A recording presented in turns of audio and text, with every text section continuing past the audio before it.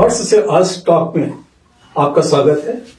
मैं अजीत श्रीवास्तव, वास्तु और numerology expert, आज आपको ऐसी शख्सियत से मुलाकात कराने जा रहा हूं जिससे आपको मिलकर बहुत खुशी होगी।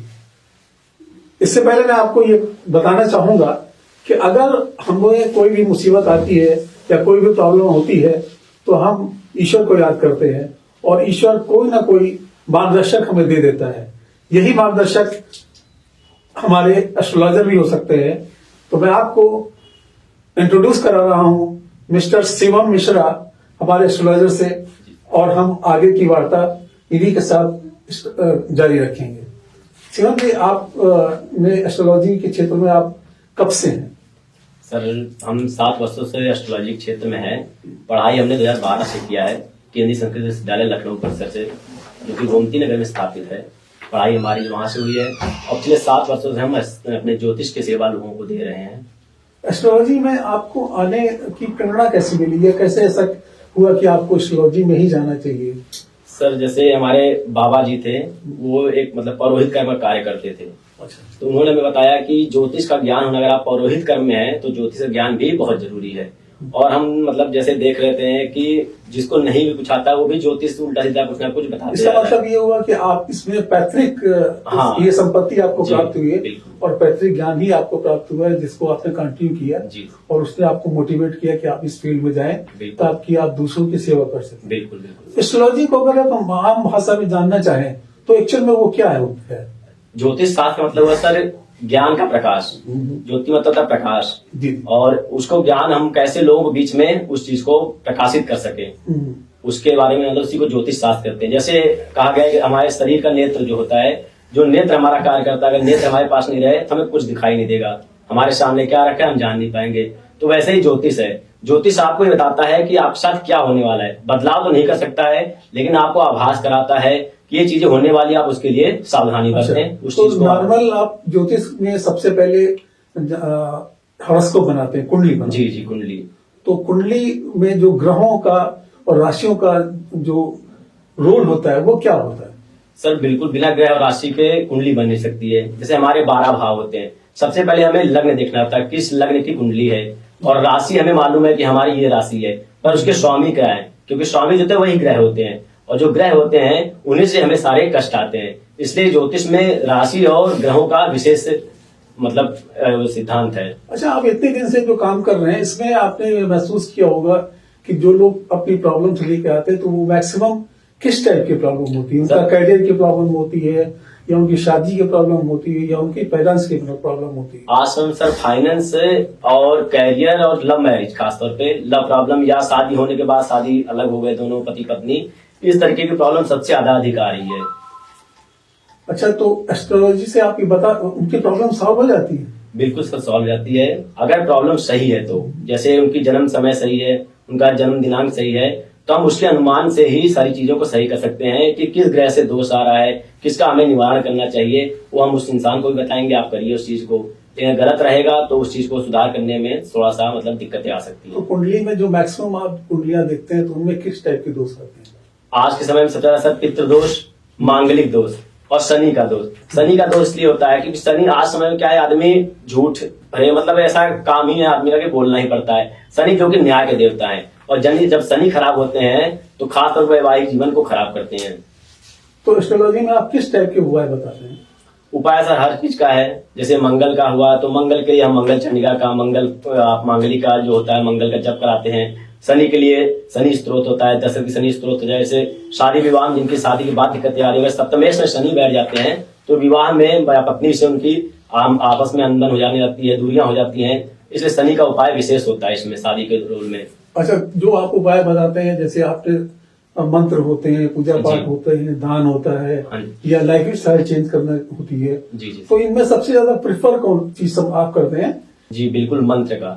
और अगर कोई पूजा पाठ या मंत्र नहीं करना चाहता तो उसके लिए लाइफ स्टाइल चेंज करे, अपने पहनावे को चेंज करे, और किस कलर का चीज पहनना चाहिए। जैसे जिस ग्रह से जो चीज जुड़ा हुआ है उस चीज को हम ज्यादा फोर्स करते हैं। आप उस कार्य को करिए, नियम कानून से रहिए, समय पे उठना, समय बैठना, ये सब चीजों का उपाय बताया जाता है। तब अच्छा, हर प्रॉब्लम की सोल्यूशन एस्ट्रोलॉजी में मिल जाती है? बिल्कुल, अगर प्रॉब्लम सही है तो। जैसे कि आपका शादी नहीं हो रहा है, तो उसका भी उपाय है। आपके फाइनेंशियल दिक्कत हो रही है तो क्यों दिक्कत हो रही है, किस ग्रह से दिक्कत है, जैसे राहु केतु, आपका द्वितीय भाव होता है धन का भाव होता है, 11वां भाव जो होता है वो लाभ का भाव होता है, तो उसमें क्या ग्रह बैठे हैं, किसकी वजह से दिक्कतें आ रही हैं, उसको देख करके हम उसका उपाय करते हैं, उससे आपको अवश्य लाभ होता है। अच्छा, आजकल तो हर तरह के लोग हर फील्ड में है जी। तो अगर कोई एस्ट्रोलॉजर किसी को कोई गलत चीज बता देता है तो उसका माइनस इफेक्ट भी होता है। बिल्कुल होता है। हाँ? अब जैसे किसी का मार्केट लगा हुआ मंगल का, आप उसको मंगल उसका पहले से अगर बहुत ज्यादा तेज है, उसके बाद आप उसको मूंगा पहना दीजिए तो आपके लिए घातक बन जाएगा। लोग जैसे रत्न धारण कर लेते हैं, लेकिन इस रत्न को हमें कब धारण करना चाहिए, इसका एक अगर जो सही ज्योतिषी होगा, सही उपाय बताएगा, तभी आपको लाभ करेगा, नहीं तो आपके लिए हानिकारक भी हो सकता है। अच्छा, एक नॉर्मल चीज आप क्या सजेस्ट करना चाहेंगे अगर कोई चाहे आपसे पूछे कि हमारे कैरियर ग्रोथ के लिए आप क्या उपाय देंगे? कैरियर ग्रोथ के लिए आप सबसे पहले सूर्य देव को प्रसन्न करिए, बृहस्पति और सूर्य को। जी। सूर्य देव को प्रसन्न करने के लिए आप सुबह थोड़ा जल्दी उठिए, जब उनके अंदर लालपन रहे, रेडनेस रहे, तभी उन्हें जल का अर्घ्य दिलाइए। जो शादी जिनकी हो चुकी है वो गायत्री मंत्र का जप करते हुए और उस जल में थोड़ा सा लाल फूल, अक्षत, थोड़ा मिश्री, थोड़ा लाल कुमकुम होता है, मिला करके जल का अर्घ्य दे। और कोशिश करिए वो जो जल का अर्घ्य है जो गिर रहा है जमीन पे, वो आपके पैरों पर छिट्टी ना रहे, इसकी गमले में दीजिए तो ज्यादा अच्छा रहेगा। लेकिन जब सूर्यदेव लालनेस उनके अंदर रहे, क्योंकि उसके बाद जब आप जल का अर्घ्य देते हैं तो हमारे पुराणों में लिखा गया है तो एक साथ से रक्त का अर्घ्य होता है, तो आपको लाभ नहीं करता है, उल्टा आपके लिए नुकसानदायक भी हो सकता है। ठीक है। अच्छा, एक तो ये कैरियर की बात हम लोगों ने कर ली है ना? जी। अभी दूसरी प्रॉब्लम जो ज्यादातर आपके सामने भी ऐसी आती होगी और मुझे भी पता चलता है कि लोगों की शादियां आजकल बहुत देर से हो रही हैं जी। या शादियों की बात चलती है उसके बाद टूट जाती है, तो इसके लिए आपके पास क्या उपाय है? उसके लिए आपको सबसे पहले शनि का देखना चाहिए कि शनि से क्या दिक्कत आ रही है।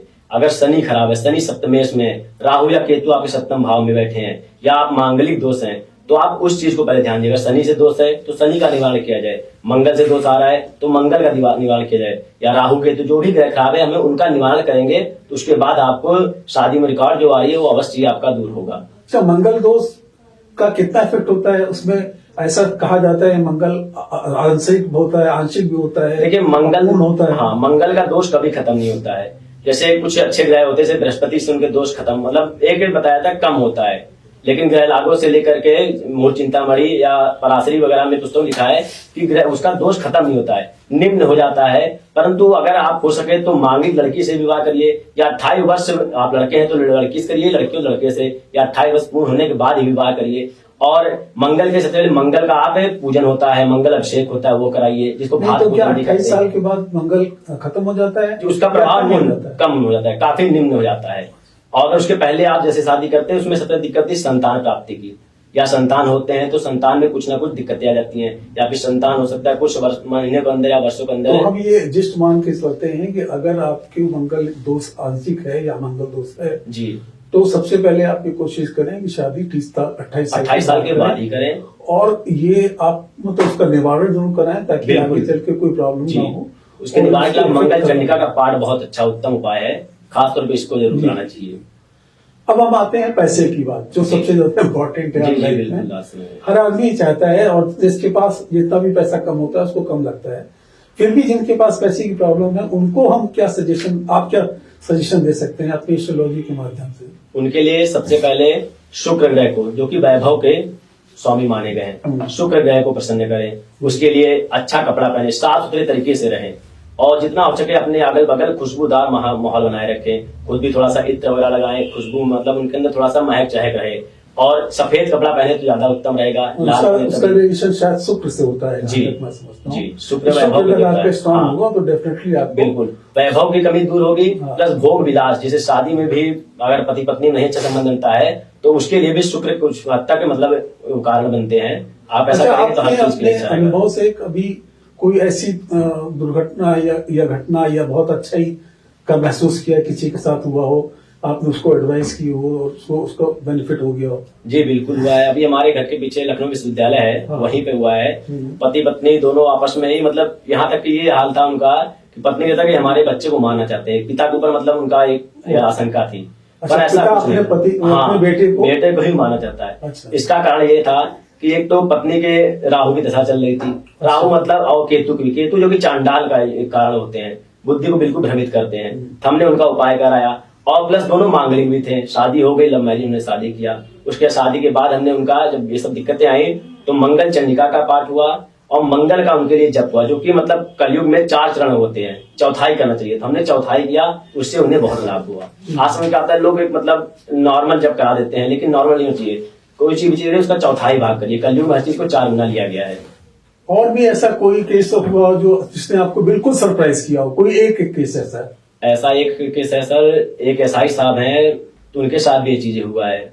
वो छत्तीसगढ़ में पोस्टिंग थे और उनका एक बार विवाह हो चुका था, किसी कारणवश वो चीजें मतलब खराब हुआ विवाह, तो लव मैरिज उन्होंने भी शादी किया छत्तीसगढ़ की लड़की से, और शादी के 1 महीने के बाद ही वो दोनों अलग हो गए। और अभी मतलब पिछले महीने जाकर के वो आपस में मतलब साथ में रहना शुरू किए हैं। वो लड़की घोर मांगलिक, ये बिल्कुल मांगलिक नहीं थे। और शुक्र इन दोनों लोग का बहुत ज्यादा खराब था, दोनों ही तरफ से। हमने शुक्र का उपाय कराया, लड़की के लिए मंगल का उपाय कराया, उनका दान किया। तुला दान इसमें अगर किया जाए तो वो भी बहुत ही लाभदायक होता है। और ईश्वर कृपा से लास्ट महीने दोनों लोग साथ में वापस से रहना शुरू कर दिए हैं। तो फाइनल हम ये समझते हैं कि अगर आपको कोई तकलीफ है तो आप एस्ट्रोलॉजी की मदद लें, अपनी कुंडली दिखाएं, बिल्कुल, और कुंडली में जो ग्रह और आपकी राशियां हैं उस हिसाब से आपको जो एडवाइस आपके द्वारा किया जाता है, चाहे वो मंत्रों के बारे में बताया जाए, चाहे दान के बारे में बताया जाए, चाहे पूजा के बारे में बताया जाए, चाहे आपकी लाइफ स्टाइल को चेंज करने के बारे में बताया जाए, बिल्कुल। तो अगर आप उसको करेंगे तो हमें ये 100% श्योर है कि आपको जरूर उसका लाभ मिलेगा। जी बिल्कुल, कहा गया नियम ही पूजा है। अगर आप कोई चीज को नियमित करेंगे, अगर आप पूजन नहीं कराते हैं, जैसे ब्राह्मण पूजन करते हैं जब, तो आपके निमित्त वर्णित होते हैं। वो जैसे 3 दिन 5 दिन जो भी पूजन चलता है वो आप ही के हिसाब से चलते हैं। ना कोई बाहर खाना खाते हैं, ना कोई पीना, कुछ ऐसा मतलब वो निषेध चीजें नहीं करते हैं, इसलिए आपको लाभ करता है। आप जब स्वयं करते हैं तो कोई ना कोई त्रुटि हो ही जाती है, इसलिए ब्राह्मणों से कराने पे ही वो चीजें सिद्ध हो जाती है। बाकी आप स्वयं भी कर सकते हैं, लेकिन नियम के अनुसार करिए तो अवश्य कार्य होता है। ठीक है, तो दर्शकों फिर हम अपना इनका कांटेक्ट और जितना भी इनका विवरण है वो अपने चैनल पे आपको प्रोवाइड कर देंगे। आप इनसे भी टच में रह सकते हैं और इसी तरीके से अन्य विभूतियों से हम आपकी मुलाकात कराते रहेंगे। तब तक के लिए धन्यवाद।